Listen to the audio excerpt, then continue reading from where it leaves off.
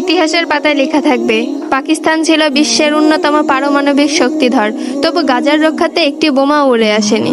মিশরের বুক চিরে নীলনদ বয়ে গিয়েছে শতাব্দীর পর শতাব্দী, যা প্রাণ জুগিয়েছে আফ্রিকা মরুভূমিকে, অথচ পাশের গাছের শিশুরা তৃষ্ণায় কাঁপতে কাঁপতে মাটিতে লুটিয়ে পড়েছিল। সৌদি আরব, আরব আমিরাত ছিল তেলের সাগর, তেলের সাগরে ভেসে থাকা বিলাসী সাম্রাজ্য।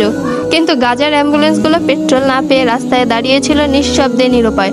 নীরবতা যেন তাদের একমাত্র আর্তনাদ। সর্বোচ্চ আশা প্রত্যাশা, অসংখ্য চোখ তাকিয়েছিল তুরস্কের দিকে, নেতৃত্বের স্বপ্নে বিভোর, উম্মার দাবি করা মুখপাত্র। তবু গাজার জন্য তারা কিছুই করল না। না রসদ সামগ্রীর সাহায্য, সামরিক সহযোগিতা, না নিরাপত্তা নিশ্চয়তায় কূটনৈতিক অগ্রসর।